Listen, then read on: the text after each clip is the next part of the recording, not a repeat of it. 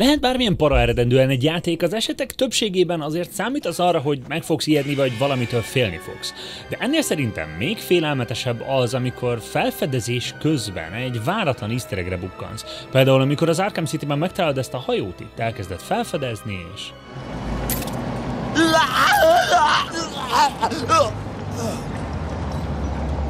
Az Unibe támogatásával folytatódik a para easter egg sorozat. Sziasztok, én Dani vagyok, vágjunk is bele!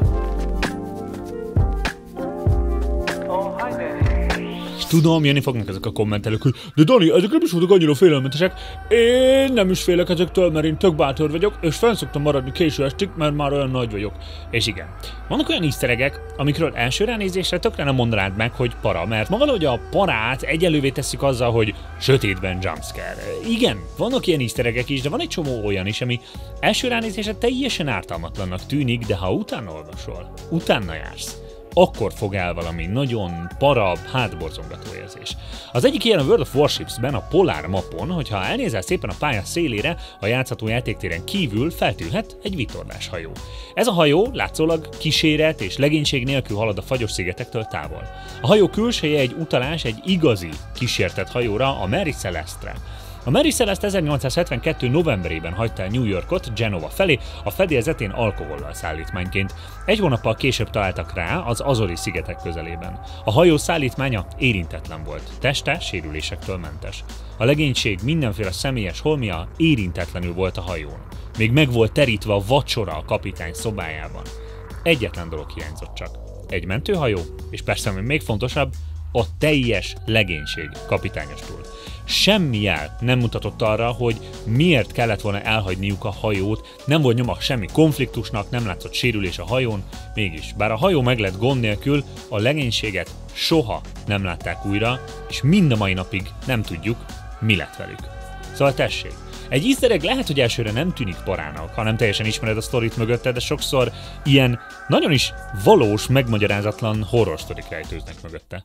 Meg akarod nézni ezt az easter egget magadnak, és közben még engem is szeretnél támogatni abban, hogy továbbra is érkezzenek hasonló videók? Akkor gyere és regisztrálj te is a World of Warships-e, ami amúgy alapvetően nem az easter eggekről szól, de amúgy rengeteg hajó fedélzetén vannak eredve mindenféle vicces utalások, hanem a nagyszabású, korhű tengeri csatákról, és persze mindez PC-n teljesen ingyenesen. Szóval ha megnéznéd te is magadnak a Mary Celeste-t, vagy csak szimplán lődöznél egy kicsit, akkor gyere és regisztrálj a leírásban található linken, és akkor most kivételesen egy 25 € értékű kezdőcsomagot is kapsz. Van benne 500 doubloon, ez egy ilyen fizetős valuta a játékon belül, mindenféle hasznos dologra lehet elkölteni, amire a sima pénzt nem lehet. 7 nap prémium hozzáférés, ami megdobja az XP-det, 2 millió sima kredit, egy tier 4-es hajó, amit az első 10 meccs után választhatsz majd csak ki, és egy 6 skill pontos parancsnok. És jövő hét elején streamelni is fogom a játékot Twitch-en, szóval akár együtt is játszhatunk, ha még most a hétvégén regisztrálsz egyet.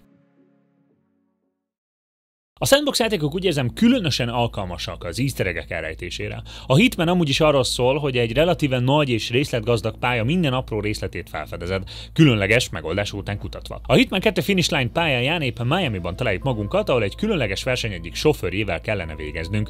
Egy ponton azonban találunk egy törésteszt bábút furcsa pózban kifeszítve a magasban. Mellette egy felirat: Live Exercise in Progress, vagyis épp teszt van folyamatban. Azonban egy közeli ablakra valami fekete vonalak vannak felírva, és hogyha megfelelően állunk, igen, látszik, hogy a feliratot átírja arra, hogy élő ördögűzés folyamatban. És ekkor...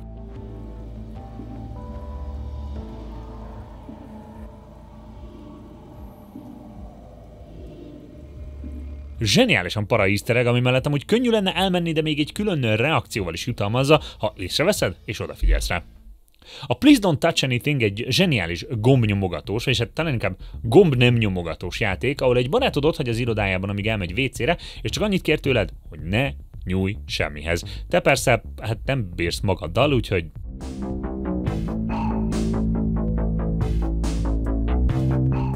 A játék és a játékmenetben gyakorlatilag ekvivalens 3D verziója megint csak egy bazinagy sandbox. Iszonyú sok titok és rejtély van elrejtve ebben az egyetlen szobában, és tekintve, hogy van vagy 30 befejezése, kifejezetten buzdít arra a játék, hogy próbálj meg minden interaktálható tárgyat megtalálni. És hát bizony, ahol van egy óra, amin számok vannak, van 3 mutatója, ott tuti van valami számkód, amit be lehet írni a különböző mutatókkal, már a Silent Hill 2 első fejtörője is ugye ezzel operál. És bizony, ha beírjuk mondjuk az ördög számát, akkor ez történik.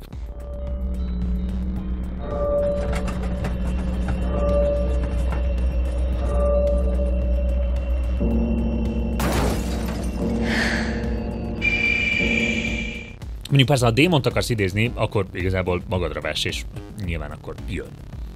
A GTA 5-ben Los Santos egyik jobb környékén találhatunk egy házat, ami első ránézésre teljesen ártalmatlan, normális háznak tűnik, viszont ha rálövünk...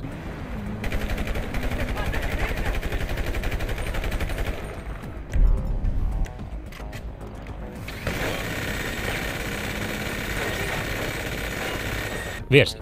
Nem tudom, melyik a jobb, hogyha vérzik a ház, vagy hogyha... Vérzik a busz. Vérzik a busz. Húsvér, ember a busz. Na de, míg a mesterlövészben valószínűleg egy szimpla entitásbeállítás problémából adódó bug volt a vérzés oka, a Rockstartól sokkal valószínűbb feltételezni, hogy ez valami elrejtett easter egg akar lenni. Nyilván nincs semmi egyéb magyarázatunk, vannak akik a híres atlantai vérzőház legendájához kötik. Itt egy idős házaspár házában egyszer csak vér bukkant fel mindenfelé, ami egyikőjükhöz sem tartozott. Lehet, hogy erre a megmagyarázhatatlan rejtélyre akar utalni a játék, vagy csak szimplán viccből elrejtették? Vagy ne talán. Előfordulhat, hogy egy bug került a GTA 5-be? De sose tudhatjuk meg. Na de, a következő megint csak egy olyan eset, ahol egy amúgy teljesen nyugis, kózi, gyakorlatilag tényleg gyerekeknek szóló játék, de el tud borzasztani amúgy annak ellenére, hogy nem effektív jumpscare-ről van szó. A játék a Harvest Moon Friends of Mineral Town, ami gyakorlatilag az a játék sorozat, ami a Stardew Valley inspirációjaként szolgált, ma már inkább csak így fogalmazhatunk róla, egy nyugis kis farmolgatós játék. Az easter egg eléggé hasonlít arra az Animal Crossing-osra, amit még a sorozat első részében mutattam be. Ebben a játékban is vehetünk egy tévét, ami általában semmi parahelyzetet nem szül, kivéve, ha késő éjjel egy nagyon specifikus időpontban hajnali 4 óra 44 perckor kapcsoljuk be.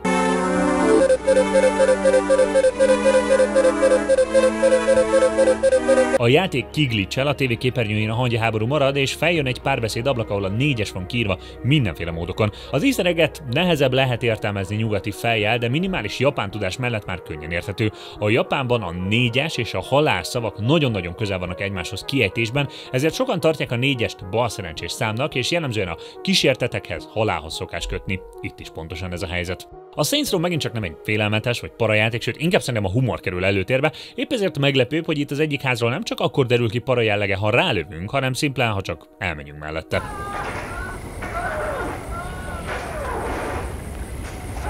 És ugye ez a felvétel a Saints Row The Third-ből származik, viszont az Eve részben is, ugye már helyileg ugyanott vagyunk, és ha elmegyünk ennek a háznak a helyére, akkor bizony megint halljuk ugyanazokat a hangokat. Nos, gondolkozhatnánk, hogy itt milyen kínzás zajlik, ami miatt folyamatosan ez a hang jön, de egy YouTube kommentelő elmondása szerint van amúgy magyarázat erre. A hivatalos Game Guide-ban, amiről amúgy sajnos nem találtam semmilyen szkennelt változatot, szóval nem tudom ellenőrizni, szó esik erről a házról. Mint kiderül, nincs szó semmiféle kínzásról, csupán egy csávóról, akinek, hát durva hasmenése van. Oké, ez lehet, hogy akkor így nem is annyira para, ha ez igaz. A Bigfoot játék egy baromi jó kis túlélős horror, ahol egy nagy nemzeti parkban kell megkeresnünk és levadásznunk egy Sasquatchot, Bigfootot, nagylábot, mindenki sokféleképpen hívja. Mondom, alapból egy kicsit horrorisztikus játékról van szó, de azért alapvetően inkább úgy, hogy egy félelmetes sötét erdőben harcolsz egy szörny ellen, nem pedig olyan ijesztegetésekkel, mint mondjuk a Outlast vagy az Amnesia. Épp ezért viccesen ijesztő ez a kis easter egg. Na most. A játék ugye úgy indul, hogy felszerelkezel mindenféle fegyverekkel, csapdákkal, eszközökkel, amik segítenek megtalálni és leteríteni a lényt. Ezek közül az egyik eszköz egy tablet, ami a mindenféle kütyüket, kamerákat, drónokat segít irányítani. Viszont, amikor előveszed, simán egy tabletnek tűnik, még kereső is van rajta. Ha neked eszedbe jut az, hogy rákeres Bigfoot nevére, akkor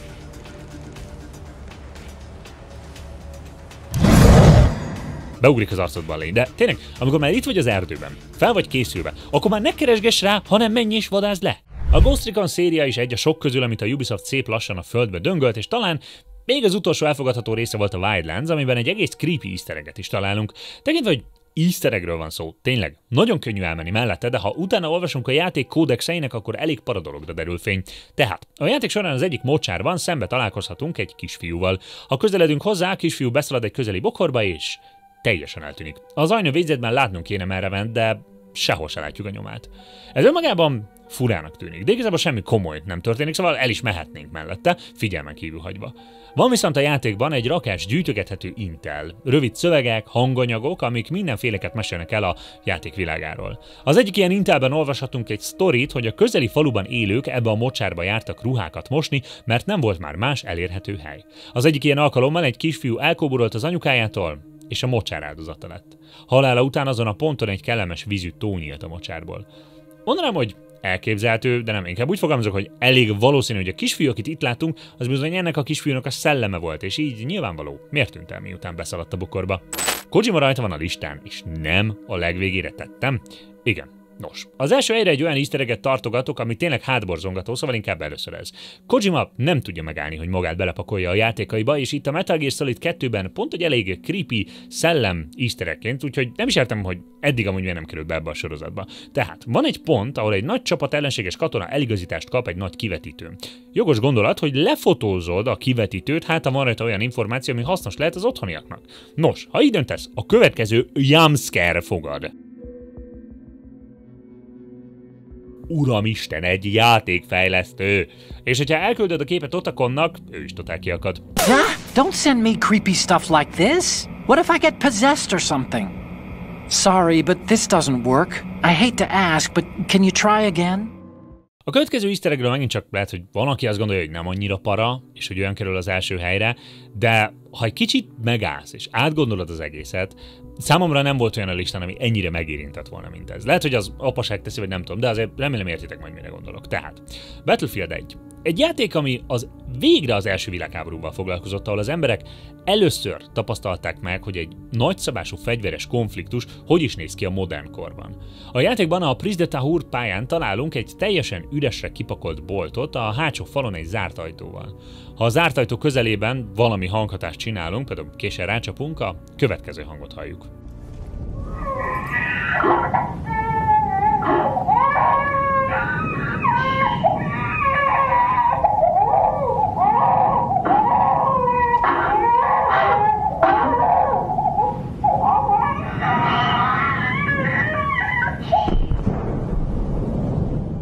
Nincs semmi természet feletti, mármint hogy paranormális az egészben. A hangok felriasztanak egy kisbabát, de talán még szívszorítóbb az a női hang, aki csitítani próbálja. Nem tudom, hogy mi hátborzongatóbb lehet a háború igazi borzalmainál, ahol már nem csak a katonák harcoltak egymás ellen besorozva, hanem a civilek is rengetegszer áldozatául estek támadásoknak. Egészen elképesztő részletességgel került be ez az easter egg a Battlefield 1-be, és őszintén kifejezetten pozitívnak tartom a DICE részéről, hogy még ha csak egy ilyen részlettel is elgondolkoztatnak arról, hogy az a háború, amit mi játszunk, és szórakoztató tartalomnak használunk, az amúgy mennyire borzalmas tud lenni a valóságban. Ti találtatok már ilyen para easter eggeket? Csak úgy, simán játék közben? Melyik volt az? Írjátok meg kommentben, vagy beszélgessünk a Discord szerveren, ez linket találtuk a leírásból. Mint mindig, most is segít, hogyha lájkoltok, kommentáltak, feliratkoztok, és követtek mindenféle helyeken, TikTokon, Instagramon, stb. A csatorna támogatója az Unibet.